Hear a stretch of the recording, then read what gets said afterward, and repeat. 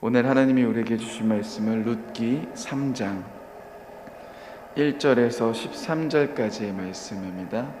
룻기 3장 1절에서 13절까지의 말씀입니다.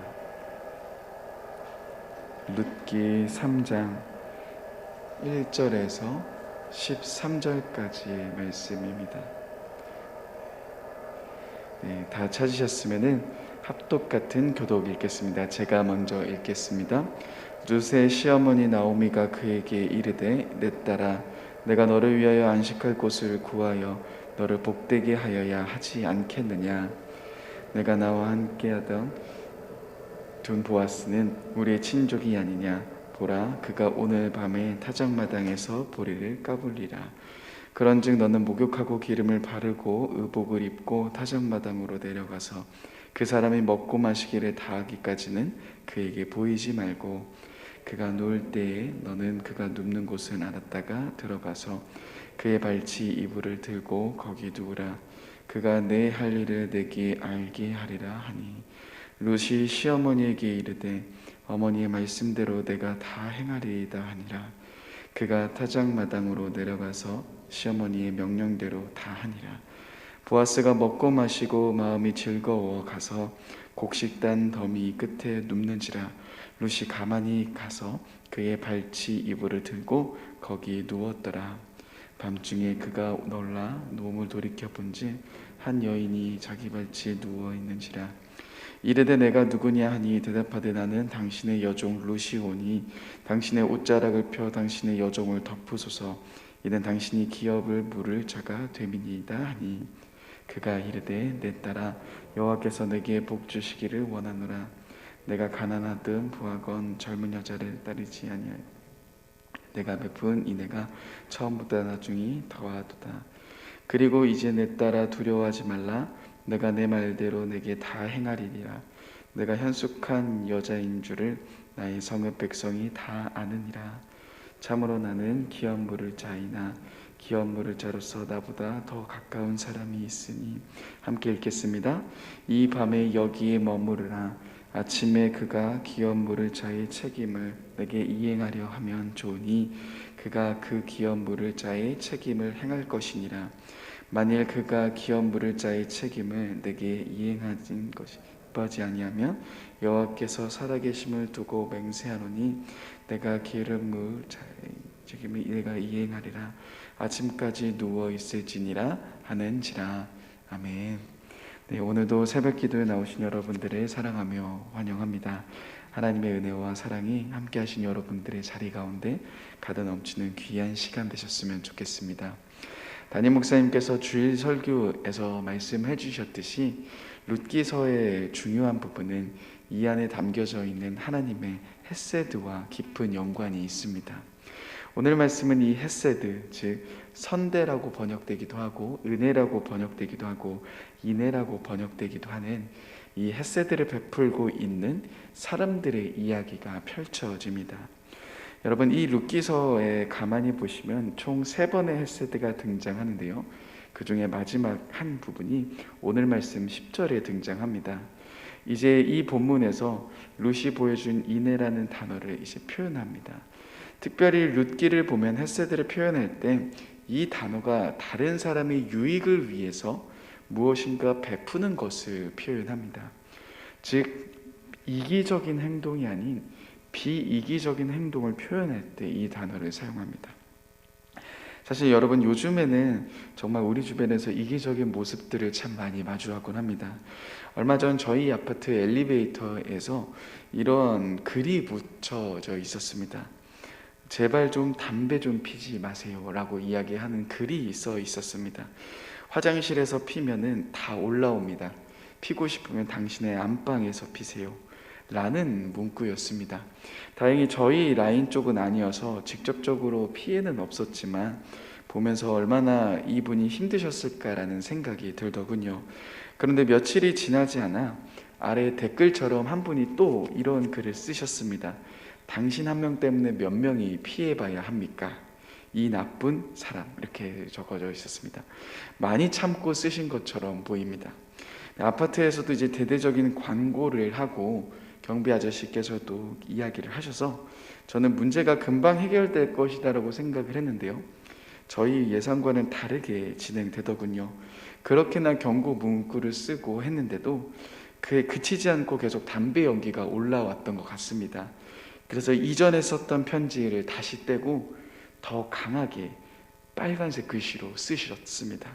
그리고 이전보다 더 강하게 썼는데 그 아래 또 댓글처럼 그만 좀 펴달라고 이야기를 하는 문구들을 보게 됩니다.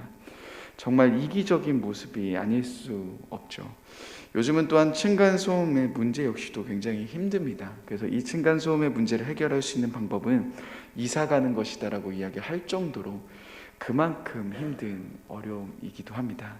조금만 더 배려하면 되는데, 조금만 더 남을 생각하면 되는데, 점차 우리들의 사회에서 이 같은 모습들이 많아지며 또 이기적인 모습들이 우리 주변에서 많아지는 것을 보게 됩니다. 그런데 우리는 이 룻기 말씀을 통하여서 이기적인 행동과는 전혀 다른 비이기적인 행동을 하고 있는 사람들을 마주하게 됩니다. 오늘 말씀 1절 먼저 같이 한번 읽어보려고 하는데요. 한번 1절 말씀 같이 읽어보겠습니다. 시작. 룻의 시어머니 나오미가 그에게 이르되 내 딸아 내가 너를 위하여 안식할 곳을 구하여 너를 복되게 하여야 하지 않겠느냐. 여러분, 나오미는 자신의 며느리 룻에게 이렇게 이야기합니다. 내가 너를 위하여 안식할 곳을 구하여 너를 복되게 하고 싶다. 그런데 우리는 먼저 이 대목에 조금 주의해 봐야 합니다. 왜냐하면 사실 나오미는 1장에서 자신의 자부들에게 각자 살 길, 남편들을 찾아서 평안함을 얻으라라고 말했습니다. 그런데 오늘 말씀에서 나오미는 먼저 자원에서 룻에게 안식을 찾아주고 있습니다. 또한 1장에서 자신의 삶을 비관적으로 바라보며 나오미는 이렇게 이야기하죠. 1장 21절인데 제가 한번 읽어드리겠습니다. 내가 풍족하게 나갔더니 여호와께서 내게 비어 돌아오게 하셨느니라. 여호와께서 나를 징벌하셨고 젖는 자가 나를 괴롭게 하셨거늘 너희가 어찌 나를 나오미라 부르냐 하니라 라고 이야기를 합니다. 자신의 삶에서 누리는 안정과 여유 또 평안이 없는 모습들, 나오미가 베들레헴으로 돌아왔을 때에도 그런 모습이 있었습니다. 그러니 당연히 나오미가 자신의 자부 룻에게 무언가 해주는 것이 사실 쉽지 않았을 겁니다. 이번에 제가 목사 안수를 받으면서 제가 느낀 것은 내가 너무나도 과분한 사랑을 받고 있구나라는 생각을 했습니다. 너무나도 부족하고 연약한데 또 많은 성도님들께서도 축하해 주셨고 또 청년들도 또 장로님들도 또 목사님들도 담임 목사님도 이렇게 축하해 주시는 부분들을 보면서 정말 몸둘 바를 몰랐습니다. 내가 참 많은 사랑을 받고 있구나라는 생각이 들었습니다. 그런데 한편으로 너무 아쉽고 죄송했던 것은 제가 더 많은 여유가 있었다면 더 많은 좋은 것들을 해드렸을 수 있었을 텐데 더 많은 떡을 준비하고 또 수건도 40수 이상으로 준비했을 텐데 하는 마음이 계속 떠나질 않더군요. 무언가 많이 가지고 있을 때 사실 무언가를 더 나눌 수 있는 것이 편해집니다. 하지만 오늘 말씀 여러분 나오미의 상황을 가만히 생각해 보신다 보면 나오미에게 무언가 회복된 것도 여전히 없습니다. 많은 것을 다시금 되찾은 상황도 아닙니다. 그러한 현실 앞에서 여전히 많은 것이 부족하고 어려운 상황 앞에서 그녀가 룻에게 이렇게 말하고 있다는 것은 어찌 보면 굉장히 큰 변화임을 확인해 볼 수 있을 겁니다. 여러분, 어떻게 나오미의 삶 가운데 이러한 변화들이 찾아온 걸까요? 방금 전까지 그러한 여유와 마음의 평안이 없는 그런 모습 속에서 어떻게 나오미가 다시금 룻에게 너의 삶을 위해서 내가 나아가고 싶다라고 이야기를 하는 걸까요?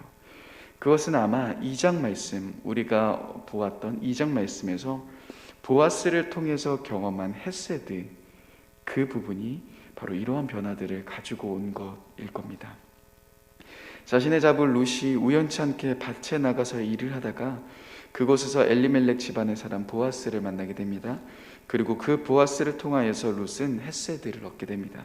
또한 나오미 역시도 헤세드를 얻게 됩니다. 2장 20절의 말씀에 보면 나오미는 룻에게 보아스가 우리 식구들에게도 자비, 헤세드를 베풀었다라고 이야기를 합니다. 그리고 이러한 헤세드를 경험한 나오미는 3장 1절처럼 룻의 행복을 위해 모든 일을 해주기 위해 나오미가 해줄 수 있는 것은 가정을 이루고 남편을 구해주는 것으로 생각했던 것 같습니다. 여러분, 어떻게 생각해보면 나오미가 룻을 통하여서 자신의 것을 회복하고 싶은 거 아니야 라는 마음이 드실 수 있을 겁니다. 그러나 이 본문에서 나오미가 집중하는 것은 가게의 후사를 얻으려고 하는 마음이 아닌 끊임없이 계속해서 룻의 행복에 관심을 가지고 있다는 것, 룻을 위해 도움을 주려고 하는 이 모습들을 계속 보이고 있습니다. 그리고 본격적으로 나오미는 룻에게 엄청난 조언을 해주죠. 한번 3절 말씀을 같이 한번 읽어보겠습니다. 3절입니다. 시작. 그런즉 너는 목욕하고 기름을 바르고 의복을 입고 타작마당에 내려가서 그 사람이 먹고 마시기를 다하기까지는 그에게 보이지 말고. 그녀는 이제는 룻에게 어떻게 해야 하는지를 말해줍니다. 목욕하고 기름을 바르라. 여러분, 지금이야 매일매일 목욕하는 것이 당연하고 이것이 뭐 특별한 일인가 싶겠지만 이 당시 고대 이스라엘에서 목욕이라는 것은 자주 행해지던 관습은 아니었을 겁니다. 또한 기름을 바르는 행동 역시도 마찬가지였겠죠. 그리고 이제는 의복을 입고 타작마당에 가서 그 사람이 먹고 마시기를 다하기까지는 숨어 있으라고 말합니다. 중요한 것은 바로 타이밍이라는 것을 가르쳐주죠. 정확하게 언제 가야 하는지, 정확하게 어떻게 가야 하는지를 이야기해 줍니다. 그리고 룻은 시어머니가 말한 그대로 행동합니다. 여러분, 경험을 무시할 수는 없습니다. 가끔 청년들 중에서 연애 상담을 하러 온 지체들이 있습니다. 이 지체가 나에게 마음이 있는지 없는지 잘 모르겠다라고 물어보는 지체도 있고요. 이 지체를 좋아하는데 어떻게 해야 됩니까? 라고 조언을 구하는 지체들도 있습니다. 그래서 가끔 가다 보면 요즘 따라 너무 날이 좋아서일까요? 그러한 상담들이 많은 걸 보면서 내가 연애 상담소를 운영해야 될까라는 생각이 들 정도로 참 그렇게 청년들이 많이 물어보곤 합니다. 여러분, 그 안에서 연애 안에서 중요한 것도 결국 경험과 타이밍 아니겠습니까? 확실히 룻은 시어머니의 말 그대로 행했다라고 이야기합니다. 6절 말씀에 그렇게 기록하고 있죠. 그래서일까요? 그녀가 이젠 보아스를 만나고 보아스와 함께하는 이 모든 일들이 굉장히 성공적으로 마무리가 되옵니다. 이제 9절 말씀에서 보아스는 그녀 룻에게 이렇게 이야기합니다. 그녀는 보아스에게 이런 이야기를 꺼냅니다. 9절인데요. 한번 9절 말씀 같이 한번 읽어보겠습니다. 시작.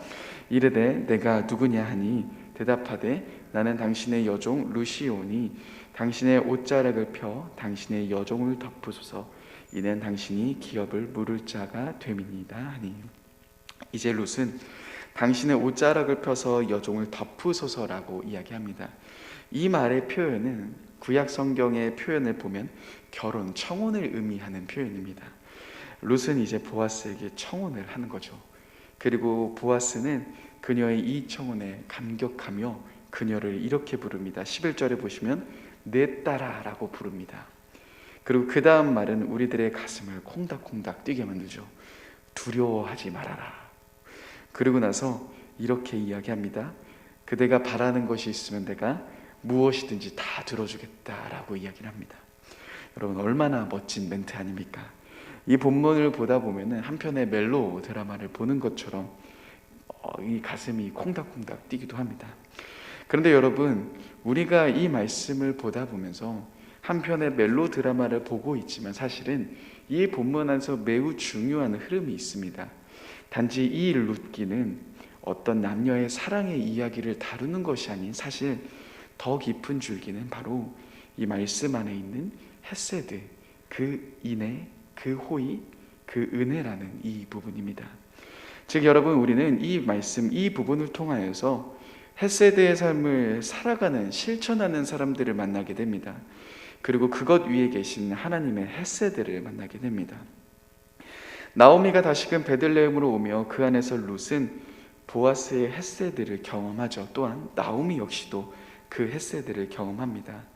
그리고 그 헤세드를 경험한 나오미는 3장 1절, 오늘 우리가 읽었던 3장 1절의 말씀처럼 자신의 자부인 룻을 위해 노력하며 그녀를 위한 삶을 살아간다는 겁니다. 이처럼 사랑을 경험한 사람은 그 사랑을 실천하는 삶으로 나아가게 됩니다. 한 사람의 작은 헤세드의 삶이, 그 실천하는 삶이 다른 사람에게 희망을 줄 뿐만 아니라 그 사람들도 헤세드를 실천하는 삶으로 나아가게 만든다는 겁니다. 여러분, 나오미가 자신의 문제를 해결하려고 했을 때 그녀는 사방이 막혀 있었음을 느꼈습니다. 아무리 발버둥 치려고 해도 아무것도 할 수 없는 무기력한 자신을 만나게 되었습니다. 그러나 3장처럼 룻을 위해서 무언가 하기로 결정했을 때 그녀에게 방법이 주어지는 것을 보게 됩니다. 또한 룻도 나오미에게 축복의 통로가 되고 보아스도 나오미와 룻에게 축복의 통로가 됩니다. 이러한 축복의 통로를 통하여서 서로가 헤세드의 삶을 실천하는 이러한 모습 속에서 결국 어떠한 일이 일어납니까? 메시아의 선조인 다윗이 탄생하며 하나님의 구속사의 계획이 그 안에서 이루어지고 있다는 겁니다. 결국 자신을 위해서 살아갈 때 누릴 수 없었던 은혜와 축복이 다른 사람들에게 헤세드, 호의를 베풀고 인애를 베푸는 삶을 살아갈 때, 그러한 실천들을 하며 나아가기 시작할 때 엄청난 축복이 그들의 삶 가운데 나타나게 된다는 겁니다. 여러분, 우리는 이와 같은 헤세드, 그 인애, 그 호의를 실천하는 삶을 살아가야 합니다. 그런데 어느 순간 우리의 기도 안에 나의 사업과 나의 자녀, 나의 가정만을 위해 멈춰져 있는 모습들을 보게 됩니다. 축복의 통로로 살아가라는 부르심이 있지만 나를 통하여서 하나님의 복이 내가 서 있는 자리 가운데 곳곳에 흘러가야 하지만 우리는 때론 나만 그 복을 누리는 데 관심이 있고 나만 그 은혜를 누리는 데 관심이 있어 하나님의 축복의 통로의 삶을 살아가는 것에 우리가 멈춰서 있을 수 있다는 겁니다. 오늘 이 룻기서를 가만히 보면 사실 여러분 1장에 나오는 오르바가 또 4장에 나오는 이름 모를 기업 모를 자가 나쁜 사람이 아닙니다. 정말로 좋은 사람들로 표현되고 있습니다. 어쩌면 자신들의 의무를 다하기도 하고요, 또 예의까지도 갖추고 있는 자들입니다. 전혀 나쁜 사람들의 모습이 아니죠. 그러나 헤세드의 삶, 그 삶을 실천하는 사람들의 모습들은 이러한 좋은 모습을 넘어서고 있는 자들입니다. 자신의 의무를 넘어서고 있는 삶을 살아가고 있는 자들이라는 겁니다. 여러분, 룻은 나오미를 따라갈 이유가 전혀 없었습니다. 이미 모든 것을 잃어버린 자신의 시어머니를 모신다고 쫓아갈 이유가 전혀 없었습니다. 그러나 그녀는 나오미를 쫓아갑니다. 여러분, 룻은 그 기대 이상을 넘어서는 삶을 살아갑니다. 또한 보아스 역시 마찬가지입니다. 룻에게 그렇게 호의를 베풀 이유가 있을까요? 전혀 없습니다. 그러나 보아스 역시도 룻에게 호의를 베풉니다. 오늘 말씀에 나오는 나오미 역시도 자신의 자부인 룻을 위해, 룻의 평안과 안정을 위해 그녀를 도와주고 그녀가 어떻게 결혼할 수 있을지, 어떻게 행해야 하는지 노하우를 알려주는 삶으로 걸어가고 있습니다. 이처럼 우리는 헤세드의 삶을 살아가고 있는 자들을 오늘 마주하게 됩니다. 그리고 이 헤세드는 사람들로 일어난 것처럼 보이지만 사실은 보이지 않는 더 큰 하나님의 자비와 하나님의 손길과 그 하나님의 사랑으로 인해 세팅되고 진행되고 있다는 것을 우리들에게 끊임없이 보여주고 있습니다. 사랑하는 여러분, 우리는 정말 많은 하나님의 은혜를 사실 경험하고 있습니다. 하나님 없이는, 그 손길 없이는 단 한순간도 살 수 없을 정도로 우리는 그 하나님의 자비와 그 은혜와 그 인애를 경험하며 사실 삶을 살아가고 있습니다. 그러나 때때로 우리는 그 하나님의 자비가 너무나도 당연하듯이 살아갑니다. 다른 더욱더 부족한 것을 보면서 왜 이것은 채워주지 않냐라고 하나님께 떼를 쓰곤 합니다. 그러나 여러분, 우리들의 삶 가운데 얼마나 많은 곳에서 하나님의 자비가 머물러 있으십니까? 하나님의 은혜와 하나님의 인애 없이는 단 한순간도 살 수 없을 정도로 너무나도 많은 넘치는 그 사랑을 경험하는 삶이 바로 우리들의 삶 아닙니까? 그렇게 우리는 다시금 나의 삶을 돌아보며 그 하나님의 사랑을 내가 있는 삶의 자리 가운데 실천하는 삶으로 다시금 나아가야 할 겁니다. 나만 바라보는 삶에서, 나의 가족만을 바라보는 삶에서 넘어서 내 주위에 있는 사람들을 바라보며, 내 다락방 식구들을 바라보며, 내 사업터, 또 내 가정, 내 일터, 그 많은 사람들에게 이 하나님의 사랑을 흘려보내며 다시금 이 헷세대의 삶을 실천하는 우리가 되어야 할 겁니다. 그렇게 삶을 살아가기 시작할 때 하나님의 놀라운 역사가 저와 여러분들의 부족한 삶 가운데 가득 넘쳐 흐르는 귀한 시간들이 되실 겁니다. 오늘도 이러한 삶을 살아가시는 저와 여러분들 모두가 되셨으면 좋겠습니다.